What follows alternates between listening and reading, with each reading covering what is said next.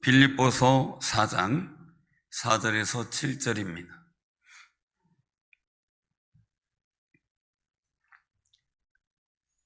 봉독합니다.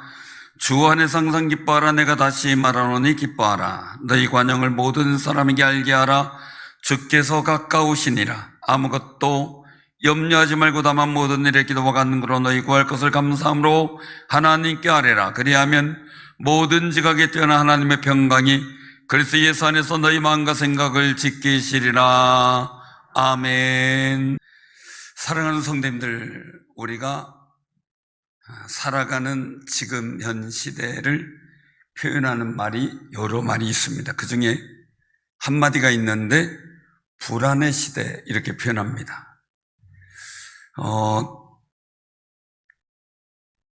뉴스를 켜고 하면 전쟁의 소식 들리고 정치는 신뢰를 잃어버리고 경제는 불안정하고 개인적으로는 건강의 문제, 자녀 문제, 인간관계 등 우리 마음을 무겁게 하는 일들이 끊이지 않습니다. 그런데 문제는 세상이 불안할수록 우리 마음은 더 불안해진다는 겁니다. 염려도 많아진다는 거죠. 작은 일에도 쉽게 걱정하고 잠자리에서도 편하지 않습니다. 기도하려고 하는데 온갖 생각, 염려 생각이 되어서 집중이 안 될 때 있습니다. 기도하고 나서도 뭔가 깨운치 않아 염려하게 되죠. 이럴 때 우리 스스로는 다시 한번 생각하고 묻게 됩니다. 하나님, 왜 제 마음은 이렇게 평안이 없을까요? 하고 말입니다. 한 성도가 찾아와서 얘기를 하는데, 목사님, 저는 요즘 잠을 못 잡니다. 일이 너무 많고 앞날이 불안하고 자꾸만 걱정이 밀려와서 불안합니다. 기도하려고 무릎을 꿇으면 이상하게 더 걱정이 커집니다. 라는 이야기입니다. 그 성도의 고백은 사실 오늘날 살아가는 우리 모두의 이야기일 것입니다. 경제의 불안, 건강의 염려, 사랑의 관계성 속에 긴장이 있어 늘 마음이 흔들립니다. 이럴 때마다 우리는 좀 평안했으면 좋겠다라는 생각을 하게 됩니다. 근데 성경이 원하는 그 말씀하시는 평강은 단순히 감정적으로 느끼는 마음의 평안만을 뜻하지 않습니다. 하나님께서 주시는 내 내면의 견고함, 환경이 흔들려도 마음이 흔들리지 않는 안정감, 그것을 말씀합니다. 오늘날 스포츠 속에서 많이 등장하는 용어가 멘탈입니다. 멘탈이 강하다. 그래서 어떤 선수는 어릴 때부터 공동묘지 갖다 놓고 담력을 키웠다, 이런 얘기도 있습니다. 또 어떤 선수 얘기를 하기를 저 선수는 멘탈이 유리 멘탈이다, 그렇게 말합니다. 뭔가 봤더니 깨진다는 겁니다. 평안하다가도 조금만 일만 생기면 마음의 평안이 깨져버립니다. 마음의 용기도 깨져버립니다. 마음의 담대함도 깨져버립니다. 유리 멘탈이라고 말합니다.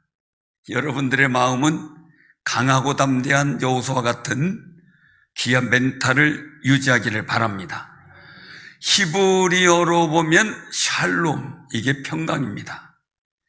하나님께서 주시는 참된 평화와 조화가 되어지는 걸 말합니다. 근데 이것은 하나님과 올바른 관계에서 얻어지는 내적 그리고 외적 평강을 말하는 겁니다. 역대하 20장 30절에 보면 여호사밧 시대의 분위기를 말씀해 줍니다. 여호사밧의 나라가 태평하였으니 이는 그의 하나님이 사방에서 그들에게 평강을 주셨음이더라. 아멘. 이렇게 기록되어 있는데 이 평강이 우리 사랑하는 성도님들, 또 우리나라 중조상일교회에 임하기를 소원합니다. 그 역사가 있고 여러분들의 삶의 자리에 하나님의 평강이 넘치길 바랍니다. 우리 옆에 분들하고 인사 나누세요. 샬롬. 샬롬.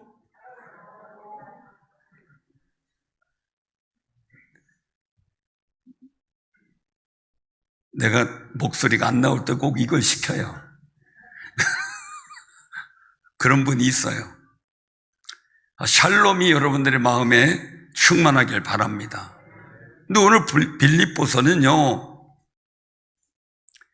사도 바울이 감옥에 갇혀 있는 상태입니다. 이제 언제 금방 순교를 당할 상황이 될지 모르는 상황이에요. 그 속에서 쓴 그 서신입니다.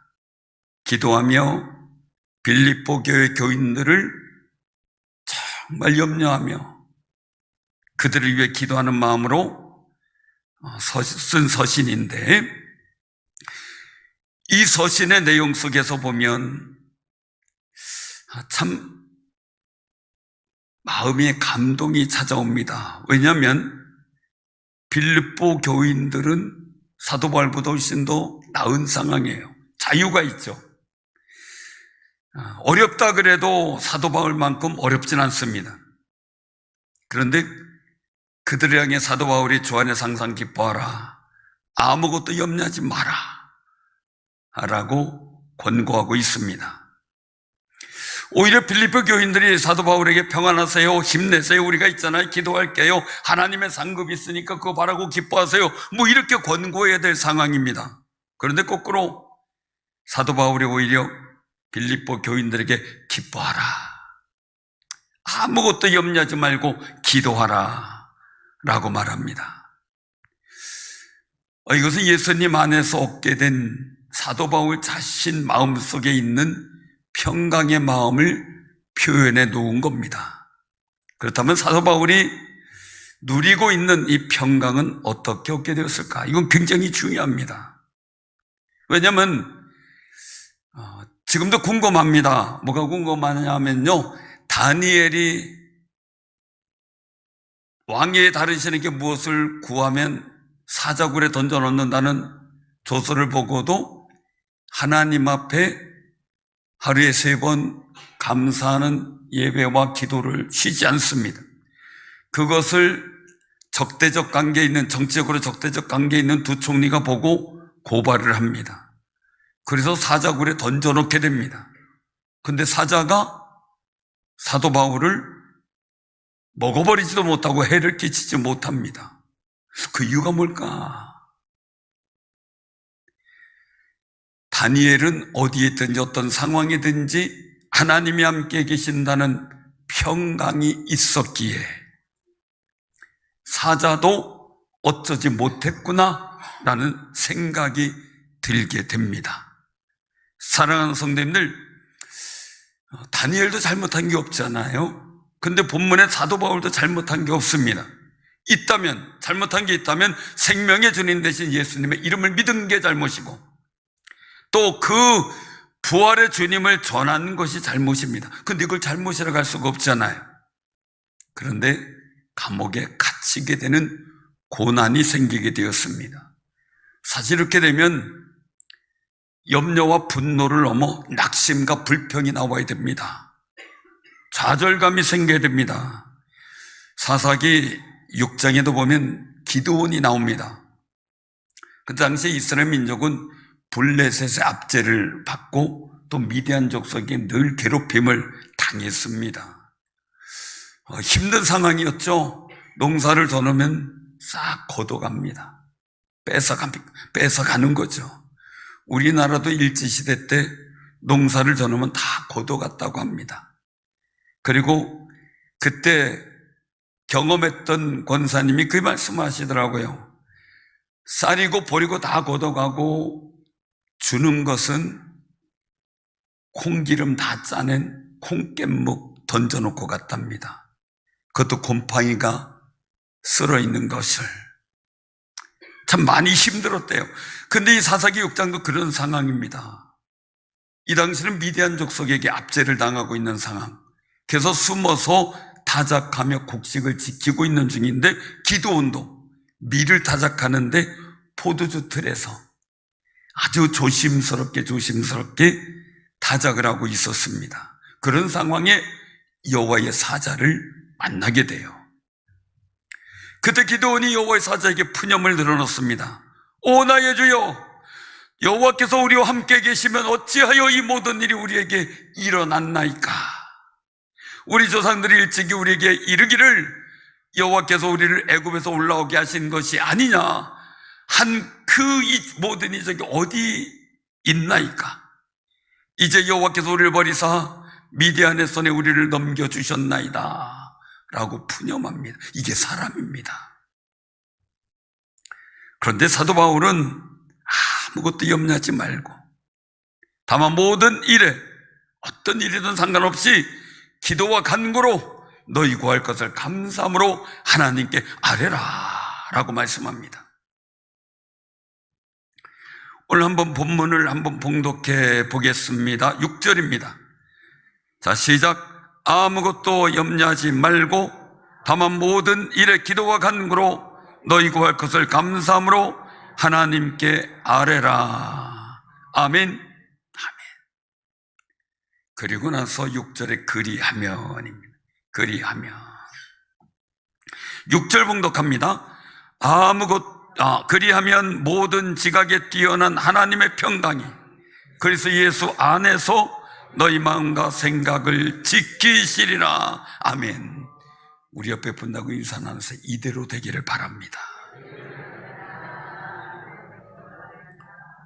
오늘 우리에게 주신 이 말씀을 통해서 우리가 어떻게 사도 바울처럼 염려와 불평의 자리에서 평강의 자리로, 하나님이 주시는 평강의 자리로 나아갈 수 있는지 우리가 깨달아야 됩니다. 우리가 생활 속에 맞닥뜨리는 염려, 근심, 이건 없는 사람이 없을 겁니다. 근데 염려와 근심이 하는 역할이 있습니다. 바로 우리 마음, 또 인간관계, 또는 우리의 공동체에서 평강을 빼앗는 영적 도둑입니다. 그래서 사도 바울은 아무것도 염려하지 말라라고 먼저 선포한 겁니다. 그런데요, 사실 염려를 이기라는 말씀은 듣기는 쉬울 수 있는데 실천하기는 참 어렵다라는 그 이야기를 합니다.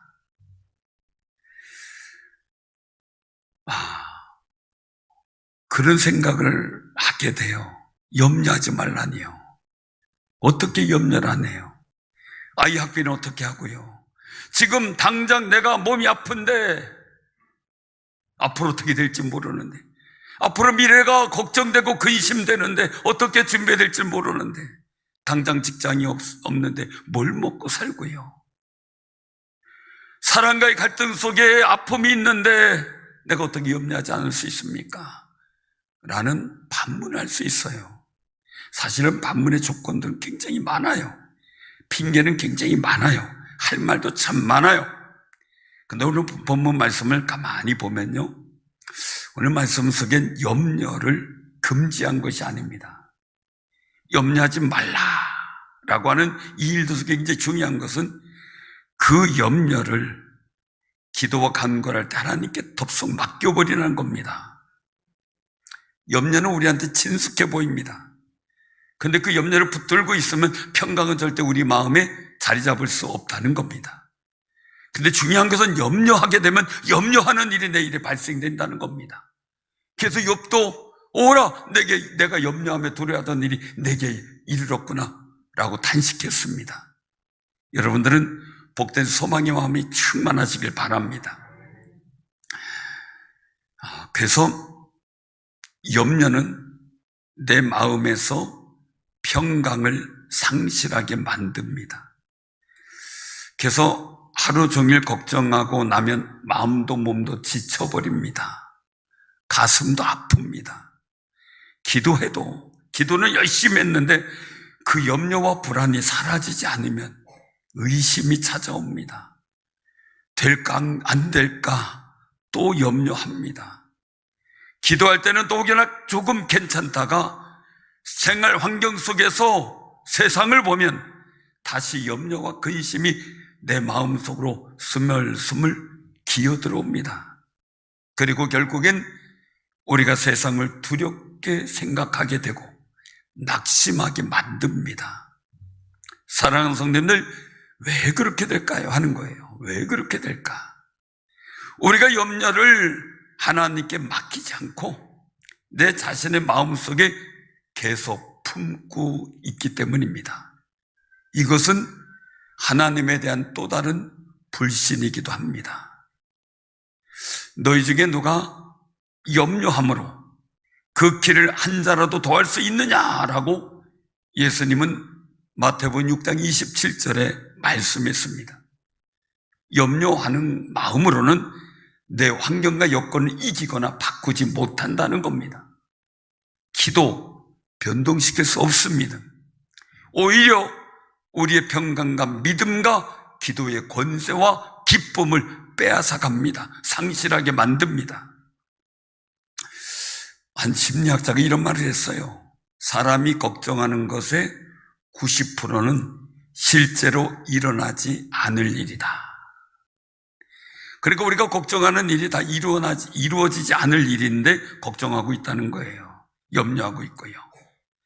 그런데 나머지 10%도 대부분 우리가 어찌할 수 없는 일들이다 라고 얘기를 했습니다. 그런데 예수님은 염려 가지고 아무것도 할 수 없다는 거예요. 아무것도 할 수 없다. 그러니 이는 이방인들이 구하는 거니 너희는 하나님의 아들로서 하나님의 백성으로서 하나님의 나라와 의를 먼저 구해라. 그러니 염려하는 모든 것이 너에게 더하신다 라고 말씀해 주고 계십니다. 그래서 하나님은 우리가 염려, 근심하는 것으로 시간을 허비하지 않기를 원하셔요. 왜 그러냐면요, 염려의 역할은 우리의 시선을 하나님에게서 뺏어서 자꾸 내 삶의 자리로 옮겨버립니다. 결국 염려는, 근심은 우리를 하나님과의 관계에서 떼어놓으려고 하는 사단의 계획이 숨어 있다는 거예요. 그러니 세상이 주는 염려는 다 하나님께 맡겨놓고 염려하는 그 근심의 일들 속에서 하나님과 대화하는 기도의 자리를 만들어 가라는 겁니다. 그래서 하나님과의 관계가 개선되면 평강의 역사는 시작되게 되는 거죠. 우리 옆에 분하고 인사 나누세요. 평강의 역사를 만듭시다. 하나님과의 관계 개선을 감사함으로 하나님께 기도할 때 시작이 됩니다. 그래서 감사함으로 드리는 기도가 나와 환경을 평강으로 이끌어가는 능력이 되는 겁니다. 그 능력을 우리에게 주셨는데 우리가 발휘를 못하고 있다는 게 문제입니다. 그래서 다시 한번 우리 6절을 한번 봉독합니다. 아무것도 염려하지 말고 다만 모든 일에 기도와 간구로 너희 구할 것을 감사함으로 하나님께 아뢰라. 이게 저와 여러분들에게 이루어지기를 바랍니다. 이 말씀을 봉독하면 내게 이루어질지어다 선포하시길 바랍니다. 그런데 여기서 감사함으로 라는 표현이 매우 중요합니다. 감사함으로. 이 감사함이 없는 기도는 불안과 탄원으로 끝나게 된다는 겁니다. 염려 근심하다 보니 기도도 중언부언합니다. 예수님은 그 기도는 응답받지 못하는 기도라고 말씀합니다. 감사함이 있는 기도는 믿음의 확신이 생기게 되고요. 그 기도는 하나님을 기쁘시게 합니다. 나도 기쁘지만 하나님도 기쁘시게 하는 거예요. 사도 바울도 기쁘지만 빌립보 교회도 기쁘길 바라고 하나님께서도 기뻐하시기를 원하는 겁니다. 그동안 내게 응답하시고 도우시고 역사하신 은혜를 한번 떠올려 보세요. 그러면 감사하는 마음이 내게 생기게 되고 그 마음이 나로 하여금 하나님께 기도할 때 응답받는다는 확신을 주게 됩니다. 믿음의 담대함을 주게 돼. 그때 그 기도는 주님이 응답한다는 거룩한 감격이 내 마음에서 느껴지게 만듭니다. 사랑하는 성도님들, 사랑과의 관계도 마찬가지예요. 속상하다가도 옛날에 이렇게 좋아졌고 아꼈고 좋은 관계에 있었다라는 것을 자꾸 생각하면요, 속상함과 또한 마음의 미움과 분노나 이런 것들이 점점 사라지는 것을 보게 돼요. 마찬가지로 감사한 마음을 자꾸 찾다 보면 염려와 근심과 두려움이 점점 내 마음에서 사라져 가기를 시작합니다. 이런 확신은요, 그동안은 응답받은 후에 감사가 나왔어요. 그런데 이제는 응답하심을 믿고 감사하는 마음으로 발전하게 됩니다.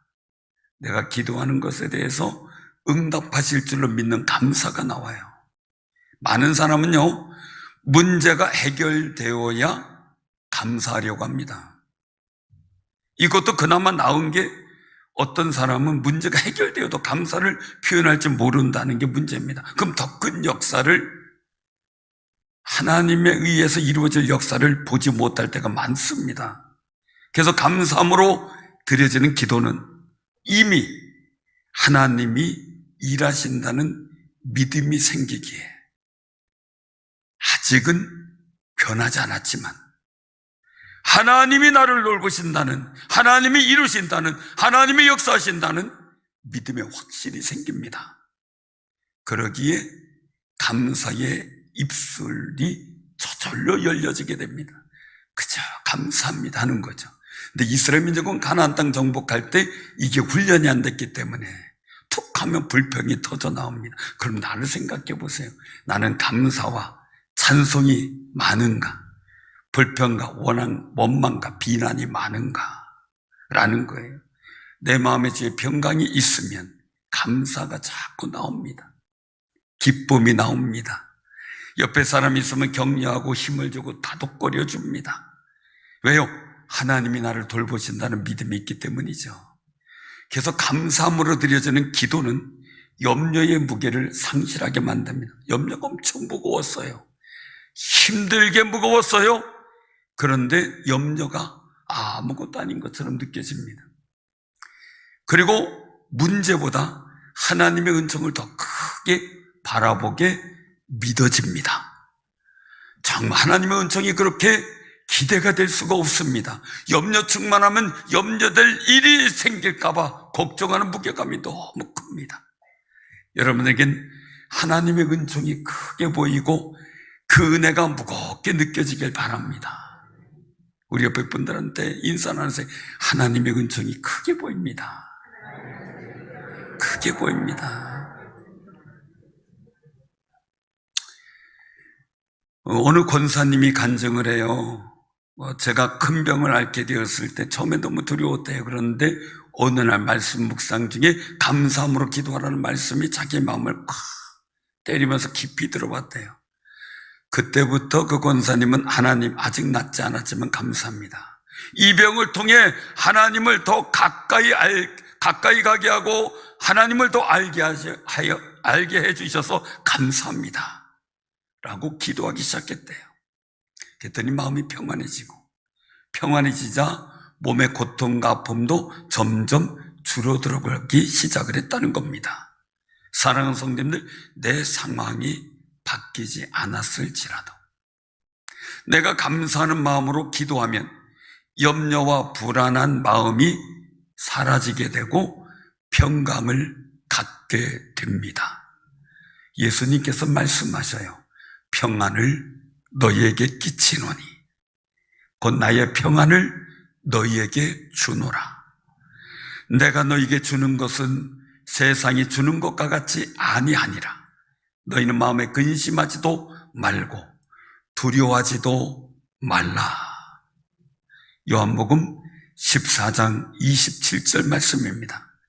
이 말씀이 여러분들에게 중요한 힘이 되고 표적이 되시기를 바랍니다. 예수님의 평안은 세상의 상황을 바라볼 때 얻어지는 것이 아니랍니다. 예수님을 믿고 하나님을 신뢰함으로 생기는 마음의 평안은 세상에서 생겨나는 염려와 근심이 내 마음에 접근하지 못하도록 접근 금지 명령을 내려주십니다. 세상에 주는 염려와 근심을 차단시켜 주는 거죠. 그래서 하나님의 평강이 우리 마음과 생각을 지키시기를 기도하시기를 바랍니다. 사도 바울은 빌립보 교인들에게 말하죠. 그리하면 모든 지각에 뛰어난 하나님의 평강이, 그래서 예수 안에서 너희 마음과 생각을 지키시리라. 약속입니다. 다시 한번 7절 봉독합니다. 그리하면 모든 지각에 뛰어난 하나님의 평강이, 그래서 예수 안에서 너희 마음과 생각을 지키시리라. 아멘. 자, 여기서 굉장히 중요한 겁니다. 모든 지각에 뛰어난, 이것은 인간의 이해, 인간의 계산을 넘어서는 차원입니다. 우리가 계산하는 차원하고 다르다는 겁니다. 그래서 나도 생각지 못했던 하나님의 평강을 얻게 되는 겁니다. 그래서 이것은 단순한 심리적 안정이 아니라 논리적으로 이해되지 않습니다. 그런데 상황은 힘들고 어려운데 마음은 평안해집니다. 전에 우리 교회에서 신앙생활 하시던 집사님이 계셨습니다. 그분은 정말 영적 도전 때문에 힘들어했던 분입니다. 그런데 예수 믿고 자유함을 얻었을 때 그의 삶의 환경은 여전히 어려웠습니다. 그런데 그는 웃고 있었습니다. 주변 사람들이 묻더랍니다. 뭐 이렇게 좋은 일이 있어서 웃냐고. 자신들이 볼 때는 웃을 일이 아닌데 그렇게 얼굴이 밝고 웃고 빛나고 있냐고 묻더랍니다. 그때 얘기를 했답니다. 나는 잘 모르겠는데 예수님이 내 안에 계셔서 내 안에 이렇게 평안을 주시고 웃음을 주시니 그냥 웃을 수밖에 없습니다. 하나님께 감사합니다 라고 얘기를 하면서 예수님의 복음을 전했다고 합니다. 사랑하는 성도님들, 평강은 하나님이 직접 주시는 영적 보호막 같습니다.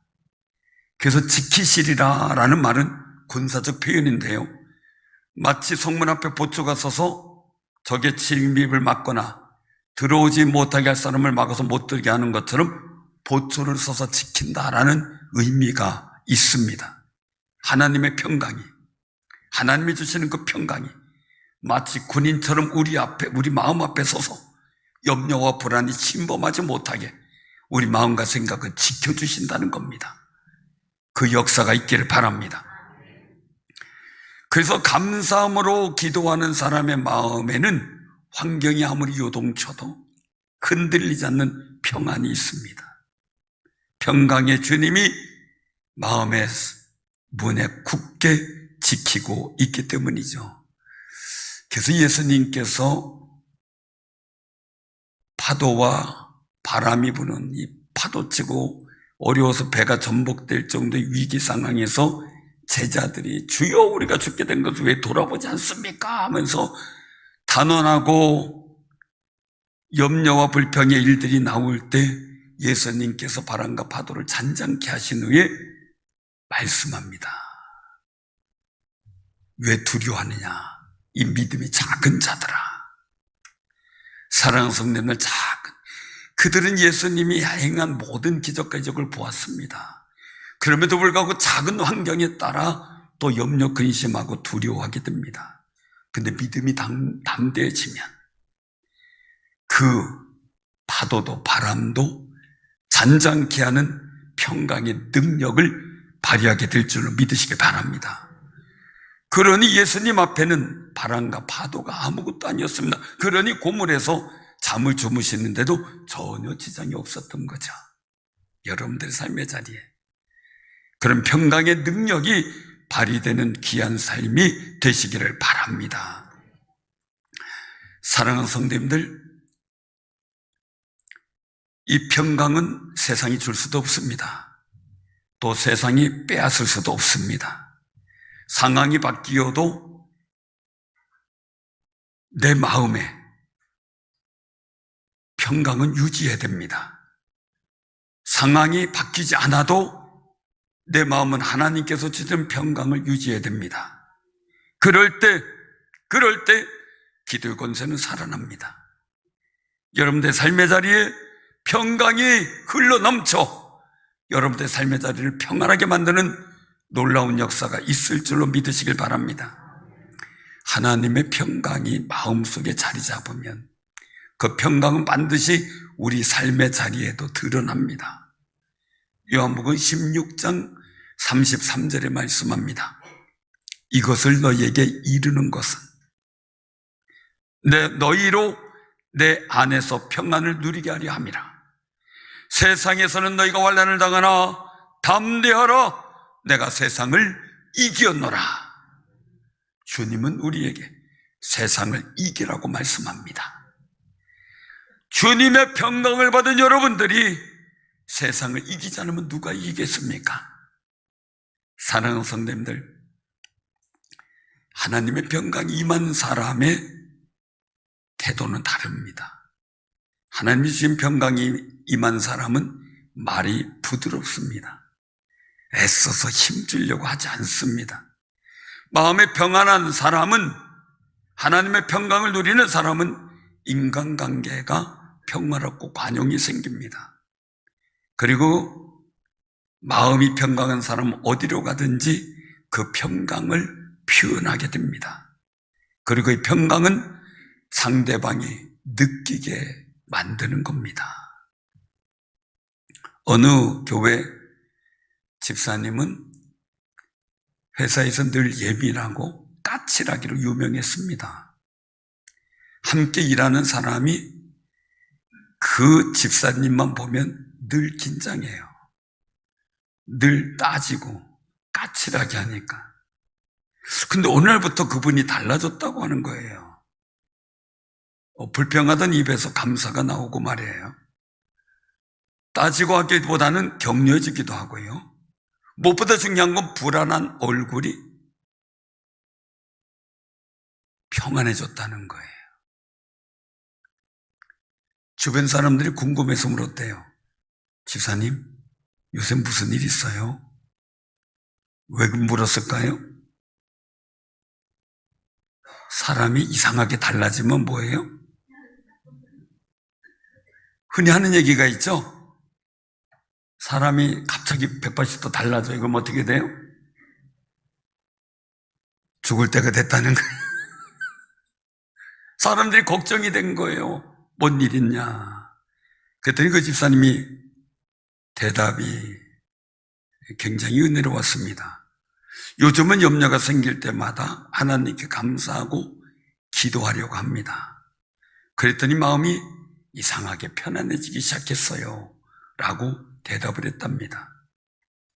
한 대 가는 일이 안 풀리니까 염려와 근심과 짜증이 가득하고 두려움이 생기게 된 거죠. 근데 감사하며 기도하다 보니 이 짜증이 없어지고 하나님께서 주시는 평강이 마음속에 자리 잡히기를 시작을 했습니다. 하나님이 주시는 평강이 없으니까 짜증이 나고 다 믿게 보이고 하는 짓이 다 꼴보기 싫었습니다. 그런데 그게 사라지고 그냥 내가 좋으니 다른 사람도 좋게 느껴지는 겁니다. 그 집사님은 하나님의 평강이 단순히 감정의 변화가 아니라 그 마음에서부터 삶의 자리에 임하게 된 겁니다. 평강은 마음속에서 시작되어 삶의 현장으로 흘러갑니다. 감사함으로 기도하는 사람은 가정에서도 평강을 이룹니다. 직장에서도 화평의 통로가 됩니다. 이유는 넓은 관용하는 너그러운 마음에 여유가 생기기 때문입니다. 본문 5절의 말씀하죠. 같이 한번 우리 봉독합니다. 너희 관용을 모든 사람에게 알게 하라. 주께서 가까우시니라. 아멘. 사랑하는 성도님들, 마음이 넓어진다는 겁니다. 기도하고 하는 평강을 누리니까 마음이 넓어집니다. 그러니 웬만한 것에 마음이 충격받거나 웬만한 것에 내 마음의 염려로 흔들리지 않게 됩니다. 포용하고 넓은 마음으로 품어 오히려 그것을 하나님께로 나아가는 거룩한 순간으로 만들어 버리기 때문입니다. 사랑하는 성도님들, 우리는 살아가면서 안 그러려고 해도 염려하는 일을 가슴에 안고 살아갑니다. 그런데 이 염려는 앞날의 두려움으로 발전됩니다. 자, 그런데 또 한 가지 방법이 있습니다. 염려는 감사함으로 기도함으로 하나님이 주시는 평강으로 안내받을 수 있습니다. 오늘 우리에게 하나님은 아무것도 염려하지 말고 모든 간구와 기도할 때 감사함으로 하나님께 기도하라 라고 말씀합니다. 염려가 내 마음을 놓고 합니다. 두려움이 내 마음을 놓고 합니다. 그때 우리는 조용한 순간 하나님께 감사함으로 기도하며 나아갈 때 그 염려는 내게서 멀어질 줄로 믿으시기를 바랍니다. 하나님께 모든 것을 맡기고 지난 일을 떠올리며 감사하고 또 앞으로 체험할 하나님의 거룩한 손길을 믿으며 감사하면 하나님께서 약속하신 대로 모든 지각에 뛰어난 우리가 차원으로 생각할 수 없는 거룩한 평강이 우리 마음과 생각을 지켜주실 줄로 믿습니다. 세상이 주는 염려와 근심, 두려움이 내 마음을 놓고 할 때 그때 주님은 다시 한번 평강의 주님으로 우리 마음을 놓고 하십니다. 예수님께서 하신 말씀 보면 요한계시록 3장 20절에 볼지어다 내가 문 밖에 서서 두드리노니 누구든지 내 음성을 듣고 문을 열면 내가 그에게로 들어가 그와 더불어 먹고 그는 나와 더불어 먹으리라. 염려와 두려움의 노크 소리보다 주님이 여러분들 마음을 놓고 하는 거룩한 소리가 크게 들려져 주의 평강을 누리는 승리자들 되기를 주님의 이름으로 축원합니다.